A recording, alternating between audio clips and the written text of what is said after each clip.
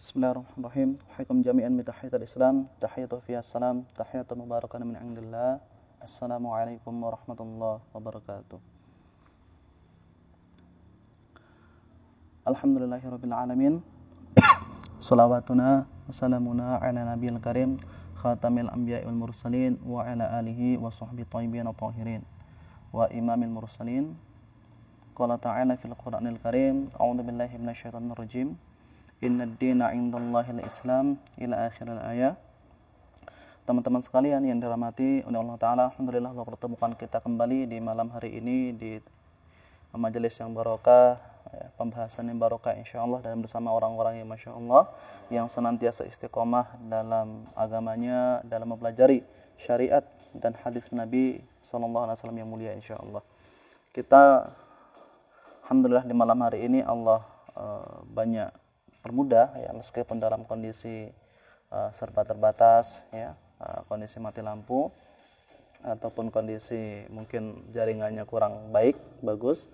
Semoga insyaallah Allah berikan tambahan pahala, Allah tambahkan keberkahan kepada kita, tambahkan keimanan, tambahkan ketakwaan kita, dan tambahkan semuanya insyaallah ya.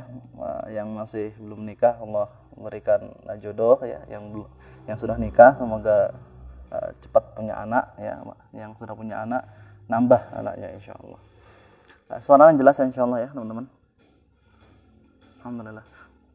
Teman-teman sekalian dirahmati oleh Allah Ta'ala, kita akan membahas hadis Nabi SAW sangat mulia, hadis yang mungkin sejenak ya kita ambil renungan besar di dalamnya, di mana ternyata mindset kita selama ini tentang kasih sayang itu ya, itu harus direka ulang, dibangun ulang, direnovasi ya, direformasi, supaya bangunan kasih sayang ya, bangunan cinta, bangunan yang semisalnya itu bisa tumbuh kuat ya, kemudian tangguh dan enggak mudah rapuh, goyang. Karena selama ini kita mengenal kasih sayang, mengenal cinta itu hanya sekedar layyinun ala sifatihi ya, yaitu layyinun fi qawlihi, lembut dalam perkataan, lembut dalam perbuatan, seperti itu. Tapi realitasnya bahwasanya Islam itu tidak menafikan sisi-sisi ketegasan, atau mungkin dalam kacamata orang-orang HAM sekarang kacamata kekerasan, tapi bukan kekerasan. Realitas itu adalah ketegasan ya. Karena bangunan kasih sayang, bangunan cinta itu erat kaitannya dengan sifat yang berlawanan. Kita ingin kedamaian, maka dalam suatu kondisi diperlukan adanya ketegasan ataupun sedikit kekerasan. Nah, dalam hadis ini nantinya kita akan merekonstruksi ulang, mereformasi mindset kita, pikiran kita tentang bagaimana kasih sayang itu dibangun. Ya, kasih sayang yang dibangun di atas ketegasan ya. Dulu kita belajar kasih sayang atau cinta dibangun atas kelembutan, dibangun atas tasamuh ya, toleransi, dibangun atas dasar kepahaman. Nah, ada sebuah perkataan menarik daripada salah seorang ulama yang cukup terkenal dalam bidang sufi, yaitu Imam Al-Qarhi rahimahullah taala. Beliau menegaskan bahwasanya neraka itu ya, kalau dilihat adalah bukti kasih sayang Allah kepada manusia. Bukti kasih sayang Allah kepada manusia ya. Karena seandainya tidak neraka ya, maka manusia ya, tidak akan takut kepada Tuhannya, tidak akan takut kepada Tuhannya, dan tidak akan merasakan rasa cinta kepada Tuhannya ya. Kadang kita merasa bahwasanya ketika kelembutan itu terus dibangun tanpa ada ketegasan, maka itu akan jadi baik. Demi Allah tidak pernah jadi baik ya. Yang benar ketika syariat itu diketengahkan, kita amalkan ya, itu bagaimana kelembutan kemudian ketegasan itu berjalan beriringan, sehingga tidak ada berat sebelah ya, seimbang di tengahnya. Maka kita lihat dalam hadis ini nantinya kita mengambil banyak faidah yang sangat besar, yang sangat penting. Bagaimana Rasulullah SAW itu tegas dalam bersikap ya. Beliau SAW bersabda, umirtu an uqatilan nas hatta yashhadu an la ilaha illallah wa anna muhammadar rasulullah. Aku diperintah ya, umirtu, aku telah diperintah oleh Allah, oleh Tuhanku, apa? An uqatilan nas, untuk memerangi manusia, ya, hatta yashhadu alla ilaha illallah wa anna muhammadar rasulullah, ya, sampai mereka bersaksi bahwa tiada Tuhan selain Allah dan aku Muhammad SAW adalah utusannya, ya, wa iqamis shalah, dan mendirikan salat, ya, wa ita'iz zakah, dan menunaikan zakat. Fa idza fa'alu dzalik, kalau mereka manusia mengerjakan perbuatan tadi, ya, rukun Islam yang dasar, kemudian secara zahir baik Islamnya, baik salatnya, kemudian baik menunaikan zakatnya, ya, fa idza fa'alu dzalik asamu minni dima'ahum, maka darah mereka, kehormatan mereka, ya, nyawa mereka asumu, ya, terjaga dalam sisi syariat, ya. Nah, jadi dalam Islam itu kehormatan kaum muslimin itu sangat dihormati, ya. Salah satu bentuk kasih sayang Islam yaitu ketika kaum muslimin itu sudah bersyahadat kepada Allah Ta'ala, kemudian bersaksi bahwa Nabi Sallallahu Alaihi Wasallam itu sebagai Rasul, ya, kemudian melaksanakan syarat Islam, melaksanakan rukun Islam, ya, zakat, kemudian sholat, ya, maka kehormatannya harus dijaga, ya. Banyak di antara kita, masya Allah, saudara mungkin ada kekurangan dalam aibnya yang tidak kita ketahui, yang sengaja kita ketahui, ya, kemudian kita besar-besarkan, ya, kita maki-maki, ya, kita salah-salahkan dan seterusnya, ya. Ini kan masya Allah, ya, ada satu kelompok menyerang kelompok lain karena kepentingan tertentu, padahal masya Allah kehormatannya, darahnya itu terjaga dalam Islam, ya, dijaga dalam Islam. Tidak boleh menghinakan kaum muslimin karena mereka masih ahlu kiblah, masih sholat menghadap kiblat, dan tentunya bersaksi bahwa Allah dan Rasul itu adalah dengan kesaksian yang benar. Ini artinya apa, teman-teman? Jaga jangan sampai ada darah kaum muslimin yang tertumpah sia-sia padahal mereka masih ahlu kiblah, ya. Zaman sekarang masya Allah, karena rebutan jemuran, bacok-bacokan, ya, karena rebutan lahan di antara kaum muslimin, satunya takbir, setan bingung, gitu, ya, setan bingung. Ini sama-sama takbir tapi orang Islam kok baca-bacokan, kan, itu neraka, ya, neraka dua-duanya, ya. Karena kita harus sadar ketika mereka masih ahlu kiblah, berarti kehormatannya, nyawanya itu haknya harus kita jaga, ya. Meskipun dalam hadis ini nantinya dalam beberapa fikih daulah ataupun fikih imamah itu ditarik tentang kewajiban negara dalam menjaga darah kaum muslimin, yang membedakan dengan ahlu zimmah atau orang yang bayar timah, orang kafir yang dilindungi oleh negara, orang kafir dilindungi oleh negara, dan kaum muslimin yang bersyahadat atau ahlu kiblah. Tapi harus kita yakini dalam diri kita bahwa mereka kehormatannya harus kita jaga, ya, asamu minni dima'ahum, ya, wa amwaluhum illa bihaqil Islam, ya, dan harta mereka illa bihaqil Islam, kecuali Islam yang membolehkan, ya, beberapa syarat Islam yang membolehkan untuk membunuh mereka, ya. Istisna, untuk pengecualian, yaitu misalnya mereka mungkin syahadat, ya, sholat, menunaikan zakat, puasa Ramadan, tetapi kemudian wala'iyadzubillah min dzalik, ya, semoga Allah jauhkan kita dengan keturunan kita, berzina, ya, mereka sudah menikah kemudian berzina, dan misalnya dalam sebuah negara tersebut diterapkan syarat Islam, tentunya hukum rajam, ya, dilempari batu sampai meninggal dan seterusnya, itu dibolehkan karena bihaqil Islam. Atau mungkin seseorang misalnya memerangi kaum muslimin, ya, berkhianat, ya, membocorkan rahasia negara kepada musuh, ya, maka boleh dibunuh dalam hukum fikih, ya, illa bihaqil Islam, wa hisabuhu 'ala Allah Ta'ala, sedangkan hisabnya itu saya serahkan kepada Allah Ta'ala. Para ulama berselisih pendapat tentang wa hisabuhum 'ala Allah Ta'ala. Tentang hisabuhum 'ala Allah Ta'ala itu ada beberapa pendapat. Yang pertama, hisabuhum 'ala Allah Ta'ala yaitu perkara-perkara ini disembunyikan. Nah, misalnya zahirnya, secara zahir dia berislam, dia ikut sholat, ya, ikut zakat, kemudian ikut puasa, waktu Ramadan ikut puasa, waktu orang lebaran ikut lebaran, ya waktu haji mampu dia haji, ya. Tetapi dalam hatinya ada kebencian dalam Islam, ya, tidak suka Islam, membenci syariat Islam, kemudian membenci ibadah-ibadah dalam Islam, maka Rasulullah SAW menyerahkan kepada siapa? Kepada Allah Ta'ala, ya. Orang-orang munafik seperti ini, ya. Meskipun orang-orang munafik itu Rasulullah SAW diberitahu oleh Allah Ta'ala melalui Jibril alaihissalam, tetapi mereka tetap dijaga selama mereka tidak mengangkat pedang di tengah-tengah muslimin, ya. Wa hisabun 'ala Allah Ta'ala juga bermakna bahwasanya perkara-perkara yang lain, misalnya kewajiban dalam syariat, ya.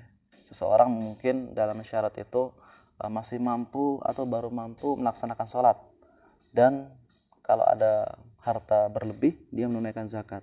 Tetapi dalam kewajiban yang lain, ya, misalnya mendidik anak, ya kewajiban, mendidik istri, ya kewajiban, kemudian kewajiban yang lain, ya, dalam Islam, ya, bertetangga dengan baik, meninggalkan riba, ya, dia belum mampu, ya, dia belum mampu karena ilmu yang kurang, karena keterbatasan, karena mungkin lingkungan yang buruk. Maka kata Rasulullah SAW, kata sebagian ulama, bahwa itu diserahkan kepada Allah Subhanahu wa taala. Selama dia masih sholat, maka tetap dijaga kehormatan dan harta dan nyawanya, ya. Itu teman-teman sekalian dirahmati Allah Ta'ala.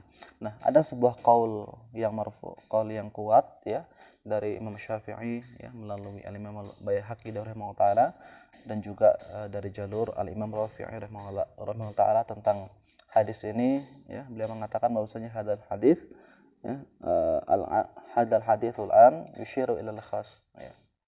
Atau dalam riwayat lain, hadal hadis, ya, tadullu ala khas, ya.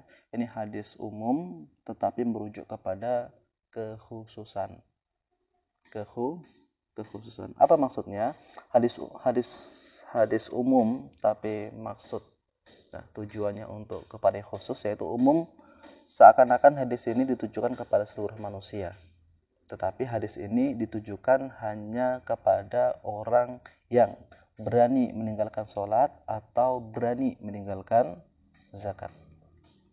Ya, saya ulangi, hadis ini seakan-akan ditujukan kepada seluruh manusia, tetapi realitas secara khusus hadis ini ditujukan hanya untuk kaum muslimin. Siapa yang berani meninggalkan, ya, sholat dan meninggalkan zakat atau tidak membayarkan zakat, maka akan diperangi, sebagaimana yang dilakukan oleh Abu Bakar As-Siddiq radhiyallahu ta'ala anhu ketika memerangi siapa? Memerangi orang yang menolak membayar zakat, ya. Jadi harus dipahami teman-teman sekalian dirahmati oleh Allah Ta'ala, Islam tidak akan memerangi, ya, ahlul zimmah, yaitu orang kafir yang tidak memerangi kaum muslimin selama mereka tidak mengganggu kaum muslimin, ya. Hadis ini adalah bentuk bagaimana ketegasan itu adalah bentuk kasih sayang orang Islam, ya. Kata Allah Ta'ala, seakan-akan Allah Rasulullah SAW bersabda demikian, ya, wahai orang Islam, ya, salah satu cara supaya tetap mendapatkan rahmat, ya, mendapatkan ketenangan dari Allah Ta'ala, yaitu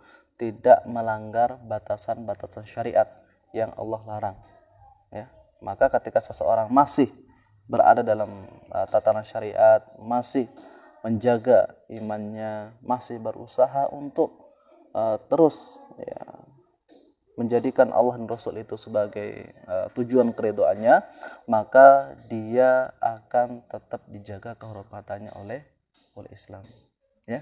Ada orang tua yang memberikan anaknya banyak hal, ya, makanan, minuman, pendidikan yang baik, tetapi ketika memberikan motor misalnya, dengan penegasan, kamu tak kasih motor, uang bensin, tapi awas balap-balapan, ya, kemudian rating kanan belok kiri, ya, kemudian apa lagi, dimodif sampai mengganggu orang, knalpotnya kayak knalpot MotoGP, ya, kemudian nggak pakai helm dan seterusnya, kamu bakal saya hukum, gitu. Maka ancaman orang tua ketika memberikan motor tersebut bukanlah ancaman permusuhan, ya, tapi ancaman kasih sayang. Dan itulah Allah Ta'ala ketika memberikan rahmatnya kepada kita, kepada hambanya, Dengan penegasan melalui sabda Rasulullah SAW ini bukan berarti ancaman, bukan berarti Allah itu benci kepada kita, bukan berarti hadis itu sangat syadid, sangat sangat keras kepada kita kaum muslimin. Enggak, justru sebaliknya itu merupakan bukti kasih sayang Allah Subhanahu wa taala kepada kita. Ya, ini harus dipahami teman-teman sekalian dirahmati oleh Allah Taala, bahwasanya jangan sampai kita terlalu lembut sampai lembek.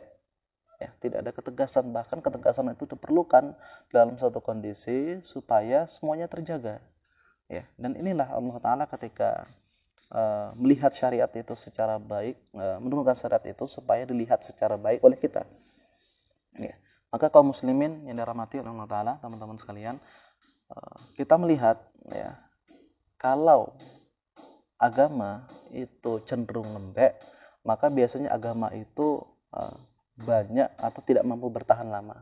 Ya, banyak kita lihat sejarah agama ya, antum buka Max Weber ya, bukunya tentang sejarah-sejarah agama itu, bagaimana agama yang dianggap lembek ya, nggak ada kekerasan di situ, dalam artian nggak ada ketegasan, maka hilang oleh zaman, dia punah. Bahkan bekas-bekasnya pun hanya bekas-bekas fosil mungkin ya. Sebaliknya agama yang terlalu keras ya, itu menambah musuh ya, menambah musuh. Islam menempatkan posisi bahwa agama Islam syariat mulai ini di tengah-tengah. Ya, Allah Taala berfirman, "Wa kadzalika ja'alnakum ummatan wasata." Kami jadikan kalian wahai Muhammad SAW umat yang pertengahan.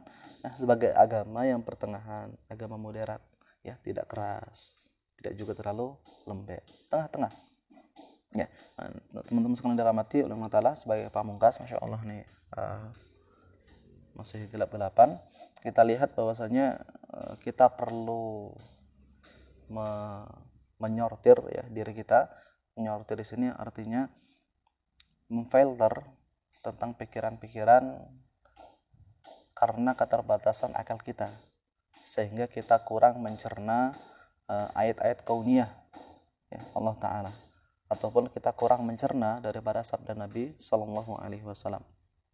Ya, banyak hal yang mungkin perlu kita cerna, sehingga filter tersebut masuk ke dalam diri kita itu secara sukarela, bukan hanya doktrinitas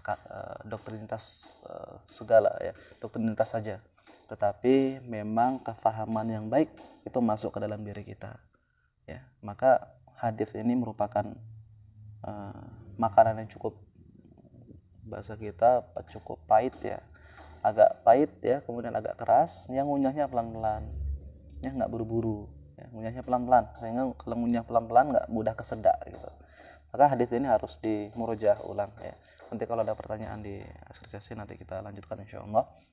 Hadis ini harus dikunyah pelan-pelan ya, kemudian kita filter dalam diri kita pelan-pelan, masuk di dalam diri kita pelan-pelan, sehingga kalimat qalu amanna wa syahada bi annana muslimun, kita beriman, kita bersaksi bahwa kita termasuk bagian orang Islam, merupakan bagian daripada kerelaan kita, kefahaman kita terhadap agama ini ya, bukan hanya sekedar doktrinitas ya. Allah Nabi Swab, mungkin itu dari mana hadallahu ikum ajmain. Alhamdulillah rabbika fala takunanna minal mumtarin. Assalamualaikum warahmatullahi wabarakatuh.